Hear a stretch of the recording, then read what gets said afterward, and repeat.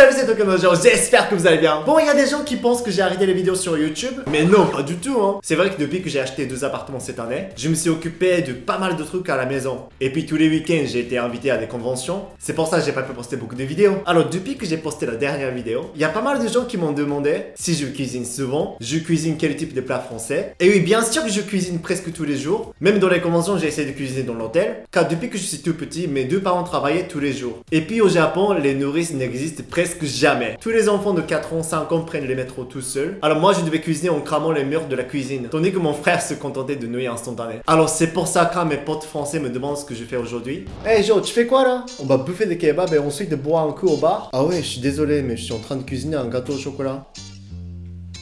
Ah ouais, mais je savais pas que t'étais en...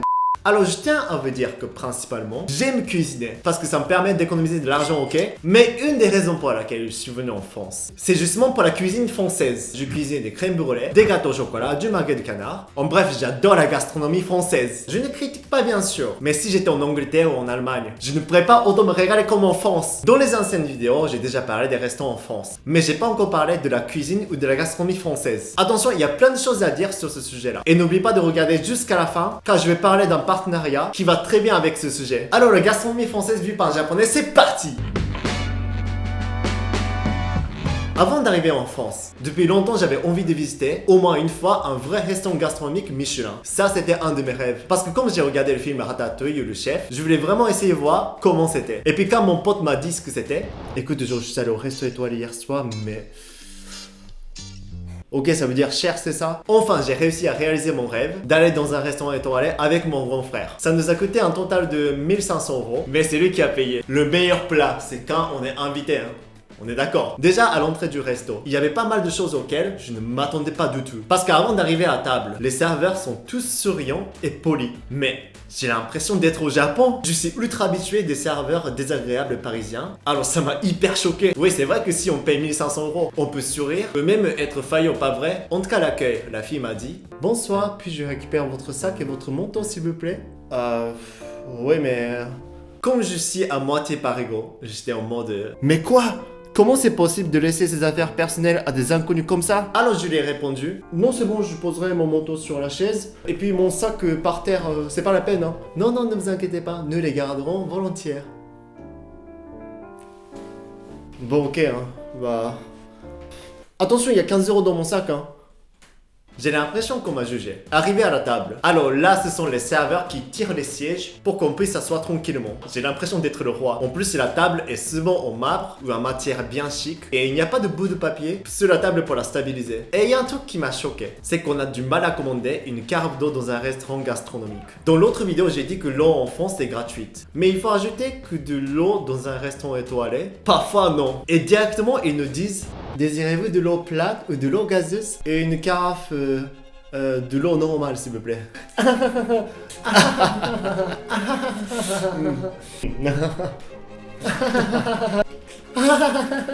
De l'eau plate, ça vous dirait? Oui. En France, selon la loi, dans les restaurants, une carafe d'eau est gratuite. Mais si je commande une carafe d'eau dans un restaurant chic, j'ai l'impression qu'on me juge vraiment. Et une fois qu'on a choisi l'eau plate ou gazeuse, même si on commande rien de plus, dès que la bouteille est vide, ils nous offrent une nouvelle bouteille d'eau à 10 €. Après, un mec qui commande un plat à 700 balles, il ne serait pas radin de payer une bouteille d'eau à 10 €. Et comme c'est un restaurant de luxe et bien tranquille, on ne peut pas dire des choses intimes. Genre des blagues de cul par exemple. T'es moi cette meuf que j'ai rencontrée sur Tinder. Elle a de nibards de folie. Mec, range ton portable, range ton portable.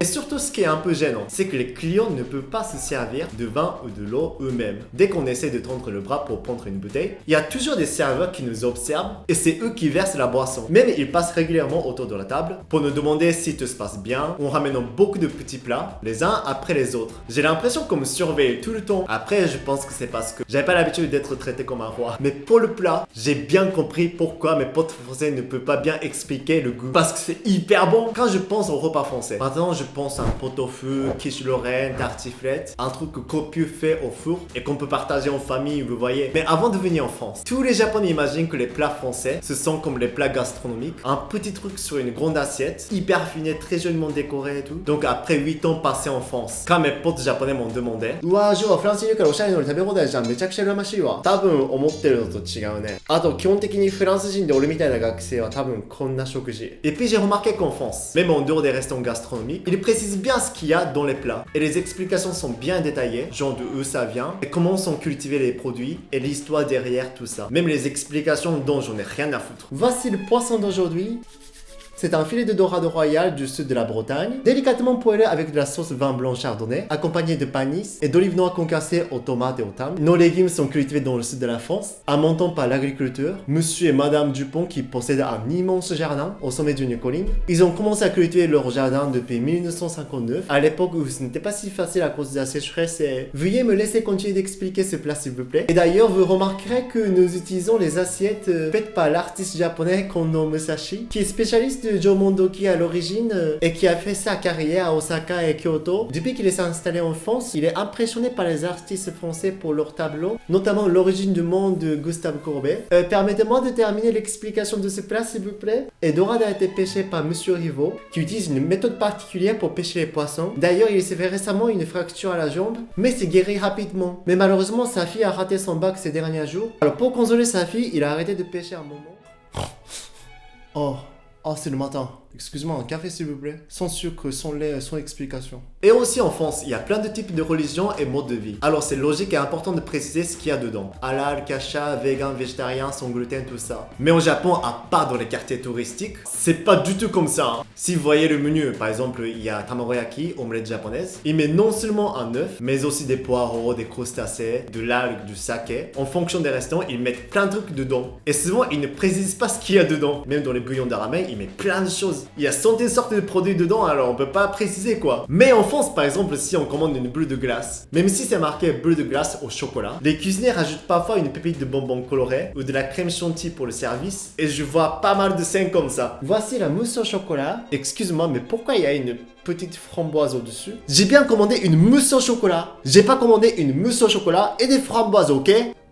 Si c'est une allergie, je comprends. Mais j'ai l'impression qu'en France, certains Français sont très sensibles. Eux-mêmes, ils exagèrent. C'était quand j'ai mangé avec une pote française dans un restaurant. Je déteste toutes les tomates, c'est horrible. Ah ouais, mais t'as une allergie Non, je les déteste, c'est tout. Ah ouais, d'accord, ouais, je comprends. Voici un steak frites. Mais excusez-moi, c'est quoi ça? C'est de la salade en accompagnement de votre steak frites, madame. Mais j'ai commandé un steak frites, madame. Donc il ne devrait pas y avoir qu'un steak et des frites. Ni persil, ni salade, ni tomate. Du sel, ça va, mais pas de poivre, hein. C'est bon, tu les mets de côté, c'est bon. Non, non, non, la tomate a touché mon steak. C'est bon, je coupe la partie où les tomates ont touché la viande, ok? Sérieusement, certains Français sont hyper sensibles comme ça. S'ils viennent au Japon, ils vont tous crever, hein. Sur le menu, ils mettent n'importe quoi. Donc il faut faire bien attention quand vous êtes au Japon. Mais je pense qu'il y a un truc important dont j'ai pas encore parlé et qui vous plaira sûrement. C'est le sakekasu. En gros, c'est le reste du riz après la fabrication du saké. Il y a des vitamines et des nutriments importants dans le sakekasu. Donc c'est du gâchis si on le jette. Avec du sakekasu, en général, on fait une marinade pour la viande et du poisson pour donner plus de goût et aussi les conserver. Moi, je le mélange souvent avec de l'eau chaude et un peu du miel. Ça fait une tisane japonaise qui protège la gorge et qui aide la digestion. Je vous avais dit que je cuisine souvent. Alors aujourd'hui, comme le thème est la gastronomique et la cuisine, je vous montre la recette d'un plat japonais que tout le monde peut faire facilement avec du sakekasu. Je voudrais vraiment montrer cet ingrédient car tous les Français connaissent yuzu, matcha, tout ça, mais sakekasu c'est pas du tout connu en France. Aujourd'hui, Wakaze m'a prêté un livre pour cuisiner. Alors allons-y. Avant de cuisiner, Monsieur Kurose m'explique ce que c'est que du saké. Bon, je suis chez Wakaze, je suis avec Monsieur Kurose-san, qui est maître brasseur. はい、よろしくお願いします。お酒とはどのようにしてできるんでしょうか。はい、お酒はですね、米と米麹とあと酵母を使ってできるお酒です。このタンクに蒸し米、蒸したお米と米麹とあと水を入れて、この中で発酵をして。そこからまた別な機械でプレッシングというお酒と、酒粕を分離する。そうですね、大体1ヶ月ぐらいです。基本その添加物って言われるものは使わないっていうのとその現地のフランスであるのでフランス産のお米、酒粕って捨てるわけじゃないですよね。何に使われたりとか。酒粕を蒸留してプロダクトにしたその蒸留酒の、梅酒がその第一弾だったんですけど、それまでどうしてもその廃棄してたんですけど、それは何か使えないかと。酒粕を利用した食べ物っていうのを日本にいるとレストランにいる時とかよく見るんですよ。フランスにいると全然見ないんですけど、おすすめの料理とかってあります？酒粕を利用したそうですね、かす汁っていうものが好きで、その味噌汁に酒粕を溶かして食べるっていうで、少し甘みが出るんですけど、それでその栄養価も上がって冬になると食べたくなる。酒粕は捨てずにまた再利用するって形で一切無駄のないような感じでおすすめありがとうございます。僕たちが日常的に食べるお米とお酒で使うお米ってやっぱり全然違うわけですよね。日本は酒造公的米っていうお酒用のに特化したお米なんですけど、これカマルグのここら辺でお寿司として使われている食用米です。おお、なんかしていい匂い。いただきます。おお、熱いですね。いただきます。Je vais d'avoir un œuf et natto tout ça。これで蒸し上がり方を見てます。僕触っただけで、はい、これからいいお酒ができるのかみたいな。そうですね。指強いですね。僕強くやってもこれしかできないんですけど、もうすぐ慣れてるからでしょうね。全然違う俺がやったのと。Maintenant, je vais montrer mon magnifique talent de cuisiner en élaborant des plats japonais avec du sakekasu. Tout d'abord, je fais de la soupe miso avec du sakekasu. On bout de l'eau et on rajoute plein de légumes dans la casserole. Et puis, on met une grosse cuillère de miso et pareil, une grosse cuillère de sakekasu en diluant bien dedans. Et quand les légumes sont bien cuits, c'est terminé. Ensuite, un saumon mariné au miso et au sakekasu. Après avoir assaisonné le poisson avec du sel, du poivre, du miso et du sakekasu, on les laisse mariner pendant une journée et ensuite on le fait cuire à la poêle. Attention, il n'y a pas que des choses salées, hein. Mais si on mange avec des haricots rouges sucrés, plus sakekasu, c'est tellement bon avec du biscuit comme ça, avec ou sans le goût, n'a absolument rien à voir. C'est facile et bon pour la santé, alors n'hésitez pas à découvrir le sakekasu. Et alors, je suis allé à la brasserie de saké et je n'ai goûté aucun alcool. Non, ce n'est pas possible. Alors, il faut profiter de cette occasion. Je voudrais vous présenter les 3 nouvelles bouteilles de Wakaze. Avec le maître brasseur Monsieur Closset, j'ai fait une petite dégustation de trio du Shu. Ce sont les liqueurs à base de sakekasu distillé.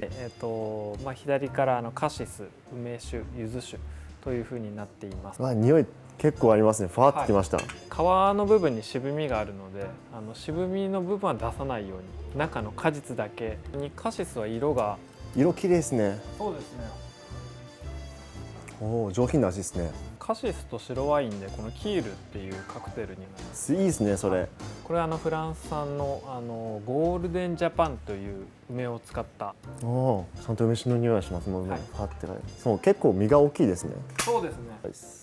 ああ、美味しいです。若瀬の梅酒は、梅のエキスも感じつつも、この後味の酸味でさらっと飲める。はい、僕はたまに炭酸割りしたりとか、氷浮かべてロックで飲んだりとか、本当に香りがすごく華やかで、もうザ・柚子というような。うわー、すげえいい匂いします。もう柚子って日本でいっぱい使うじゃないですか。柚子風呂とかも入ってそうですね。じゃあ柚子酒は、先ほど聞いた通りペアピニョンさんらしいですね。はい、なんか日本人から継がれるとかって、すみませんすみませんってなります。じゃあすみません、僕お次します。手酌じゃあれなんで、はい、楽しみましょうか。確かに日本で乾杯って日本酒ではやんないですよね。ビールとかでありますけど。いや初めて飲んだ。美味しいです。めちゃくちゃ美味しいです。これ1本丸々飲みそうで怖いです。僕飲み物のグラスとしてはワイングラスカオチョコって言ったら結構香りに特徴があると思うので、ぜひこのグラスの中から一気にそうですね、はい、嗅いでいただけると。これ全部 13% になってます。全部13なんですか？そうです。軽めの小さい前菜とかがすごく合うんじゃないかなと思うんですよね。はい、ありがとうございました。とても美味しかったです。はい、ありがとうございます。Et puis ce qui est bien à Wakaze, c'est qu'on peut casser les clichés sur le saké. J'ai rencontré un super barman talentueux qui s'appelle Thibaut dans le bar Syndicat, à 10e arrondissement de Paris, et on a fait un cocktail super bon, bien sûr avec du chou qui sont faits à partir de sakekasu distillé de Wakaze. Ça va Thibaut? Comment ça va? Très bien, et toi? Oui. Ça me fait plaisir de venir ici. C'est un grand plaisir de t'accueillir au syndicat. Donc moi c'est Thibaut, je travaille au syndicat depuis 4 ans, je suis le directeur créatif du groupe. Et là on est au syndicat qui est un bar du 10e arrondissement arrondissement où on travaille qu'avec des alcools français. Et voilà, c'est un bar assez unique qui fait des cocktails, mais aussi dans une ambiance vraiment très vivante, très cosmopolite, avec des cocktails de grande qualité. Du coup, aujourd'hui, qu'est-ce que tu peux faire avec Wakaze? Alors aujourd'hui, avec le Wakaze, on va faire un cocktail parfait pour cette fin de matinée. On va choisir la liqueur de cassis de la brasserie Wakaze et on va faire un cocktail avec jus d'orange bien fluffy, bien mousseux. Ça va être parfait pour cette fin de matinée. Joe, viens avec moi derrière le bar, on va faire le cocktail ensemble. Avec plaisir. Tu sais que j'étais ancien barman à Tokyo. À Tokyo? Ouais. Je vais t'expliquer le style de cocktail qu'on va réaliser. On va réaliser un cocktail qui est un classique qui s'appelle le Garibaldi, qui est un cocktail à base de jus d'orange. C'est un jus d'orange qui est blendé et donc du coup tu vas avoir un petit peu de mousse qui va se créer sur le dessus. On va le faire un peu différemment dans Garibaldi classique. On va le twister un peu. On va juicer les oranges dans un premier temps. Donc tu vois, on a 4 oranges. Ça va être très facile de manière à ce que les gens puissent les réaliser chez eux. Donc là, on va utiliser 4 oranges, un citron vert, la liqueur de cassis Wakaze, un petit peu de Salers, qui est une liqueur de gentiane bien française, bien authentique, et un petit peu d'eau de coco grillée. Alors d'abord, je vais te demander de couper les oranges, de couper les 4 oranges. Ça marche. Tu peux couper comment? Alors, tu les coupes en 2, Ah, ok, et de manière à ce qu'on les presse derrière. Ouais, exactement. Tu vois, ça fait une petite mousse qui va pas partir facilement. Et du coup, on va utiliser le zeste du citron vert, tu vois, toute cette partie, on va blender entièrement avec le jus d'orange de manière à ce que ça donne un peu plus de structure. Juste mettre le citron vert dedans, hop là. Ensuite, tu peux verser le jus d'orange dans le blender, magnifique. L'eau de coco dans les cocktails, je trouve que c'est génial. Là, on a tout ce qu'il faut dedans, aussi simple que ça. Et maintenant, on va le blender 10 secondes, parce qu'on veut pas que le citron vert soit trop blendé et qu'il donne trop d'amertume. 9, 10. Bien joué. Hop, là on a une belle mousse. Donc on filtre à l'aide d'un chinois ou d'une passoire. Et t'as le jus d'orange. C'est parfaitement ouais, mélangé. Tu vois. On va sortir nos 2 verres parce qu'on va en avoir un chacun. Hop. Alors les glaçons, il y a une règle, c'est qu'il faut toujours que ton verre il soit rempli de glaçons. Parce que moins il y a de glace, plus ça fond vite. Et donc plus t'as de l'eau. Et tu veux pas d'eau dans ton cocktail. Yes. Maintenant on va prendre la liqueur de cassis Wakaze. Qui est super fruitée, super gourmande. Ça va aller parfaitement dans ce cocktail. Donc, je vais donner un petit tips. Là, on va mettre 50 ml. Tac, je te laisse faire. 50 ml. La liqueur de gentiane. Là, on va être précis. On va utiliser cette petite cuillère. Mais sinon, du coup, la moitié d'un bouchon de Wakaze. Voilà, comme ça. Parfait. Nickel. Et il manque une dernière chose. Comme dans les plats, il faut qu'on utilise une sorte d'exhausteur de goût. L'eau salée. Voilà, l'eau salée. Exactement. Tac, ce mouvement-là. Voilà. Alors attends, là on a notre jus d'orange, je mélange un peu. Voilà, génial. Tu peux t'arrêter là. Hop, top. Voilà, nickel. Et maintenant on va juste découper des slices d'orange, une belle tranche juste ici. Tu vois, histoire que ça rentre un peu dedans. Yes, pas mal. Tiens, alors ça c'est mon verre et ça c'est le tien. Ah la tienne. C'est doux, t'as le cassis à la fin qui ramène un peu le côté fruits rouges. L'orange qui ramène beaucoup de... Et puis t'as la coco aussi un peu. C'est bon, hein. C'est parfait. C'est un bon mélange, ouais.